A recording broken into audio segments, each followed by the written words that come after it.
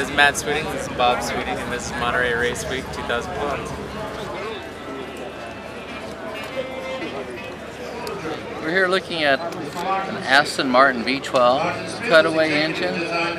Cutaway car. The whole Totally, car, a cutaway car, but a cutaway engine version, showing the double overhead camshafts. This is actually very similar to the ZR1 Corvette Lotus cylinder head design. Chain drive, double overhead cams. Just in this case, it has 12 cylinders instead of 8. 6 liters is about 370 cubic inches out of 12 cylinders. Kind of small valve springs, but you don't need a lot of valve spring with overhead cam. All aluminum block. Similar intake manifolds to the ZR1, the oval-shaped intake ports. Could be easily turbocharged. Because of the design, or because it looks like that? Because of the intake manifold design and the throttle body design, it'd be very easy to hook a turbocharger, force feed air into that throttle blade. And there's another one. There'd be another one on the other side, right, so there'd be two. you do a twin turbo. Twin turbo V12. Get that horsepower up around 800-900 horse.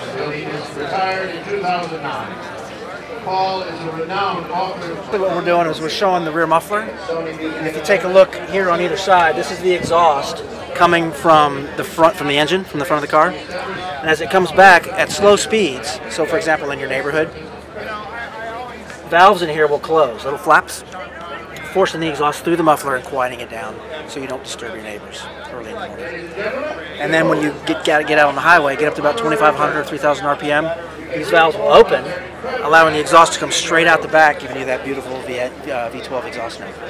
I work a lot in classic cars. It reminds me of lake pipes. Of lake pipes? lake pipes?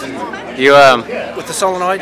no, your exhaust in the back, but then when you got to the drag strip, or where you didn't think there's any cops, there's just little wing nuts that on the side exhaust, and you'd take off the caps, and then you'd have straight exhaust. So. Very similar, except we're still going through the catalysts. Yeah. So it's still muffled, but not quite as much. Either new technology is being borrowed from the old cars, or on a lot of the concepts I see they raise and lower. Yes. And I don't know who took it from who, but that's on all the hot rods too. Yeah. So it's because they're trying to get cars so low for the ground effects. One's borrowing from the other. We're showing off the carbon fiber skin of the car. So basically it's an aluminum tub bonded together with an entirely carbon fiber skin. So most cars would have steel panels or aluminum panels. We're entirely carbon fiber, which gives us one, lightweight, so it keeps the weight of the car nice and low and center in the vehicle for better handling, better driving feel. And it also gives us some flexibility in designs. For example, this deck lid here, it's formed out of one piece, all done by hand. It takes one person 2 days to form just this deck lid.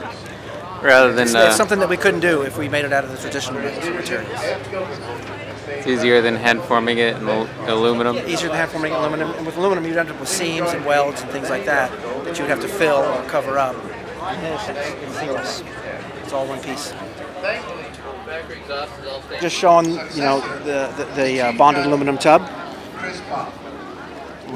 We call this our VH architecture. By doing it this way, it gives us lots of flexibility in our manufacturing, so we can make smaller versions very easily on the same line, which is our Vantage line, or longer versions like our Rapide, without great changes to the manufacturing process. And then under the hood, we're showing. So they share a tub. They share They share a tub design. Under basic frame. Yeah. And build a. Yeah, basically the monocoque. Yeah. Yeah. There's no frame, so to speak. The frame is the tub. It's all one piece. And then the skin is bolted to it. We've got the 6-liter V12 with some modifications that we've added on Vanquish. We've got variable valve timing now on the intake and exhaust cams. We've done some machining work on the combustion chamber to, again, help with the burn performance for better emissions. We've added knock sensing this year to the V12. We've had it on the V8s for a number of years, but we've now got it on V12, so a little bit more control over the ignition timing and things like that. Again, for lower emissions, so we can sell these cars in the U.S. It used to be what you'd have to build it to sell in California. Now markets are changing. To be honest People with are you, caring less about California. Well, our engineers don't. Actually, we still build them to California, to CARB regulations, and that pretty much covers the entire world. The world. These days. Yeah. Do you? Because there's different standards. There's the building to what's a highway. What's the U.S. Transportation Authority. We have NHTSA, which is more safety and crash related, and then we have CARB, which is what's coming out the tailpipe. Oh yeah. So you have to build to both. Well, there's selling in the U.S. and then there's European standard, which there's European standard for emissions, but if you build to CARB, you're almost assuring yourself of passing European emissions. Well, I mean by build standards, not emissions. And then there's crash, which is the NHTSA, which we have U.S. North American spec cars, and then we have European spec cars because they are two separate different. They're two completely different sets of regulations. Yeah. They have to build to both. So whatever the U.S. needs, we're going to build to that, and they'll take the best of that and put it in the European cars and vice versa. So it really is a global product these days. You get all the distributors and all the carburetors just right. They really sing. They do. Yeah. It's like a concert. It is. It's truly an art form to get them to sing just right. Right. There's a lot going on there.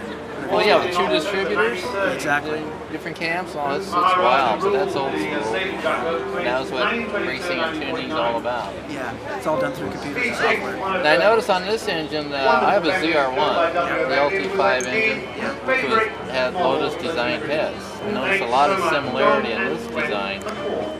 Actually, our engines are the V12s are cast by Cosworth, and then we take them to our factory for all the machining work. So it's all the design is done by our engineers. And Cosworth. In conjunction with Cosworth. So it wasn't just European, and they actually cast the bare blocks for us. Nice. It's a European style to have overhead cam engines, but he was just saying they did that because they were all running small cubic inch engines. Trying to get some air in those things. Right. But then they'd overcarburate them. They'd have a little tiny piston and too many carburetors. So I don't know if they got any gas mileage out of all that mess. Probably not. Yeah. So it was kind of funny. But then in Europe, they didn't plan on gas stations when they go wrong. Right. Exactly. A lot of small streets over there. You come over here and see our big American cars, and they just get blown away. Well, in Japan, it's status to have a Cadillac. Oh yeah, definitely. Or even in Europe, a Corvette. It's a big deal. Car, yeah. It's like having a European car over here. Yeah, always one you can't have. Exactly. Wind it up.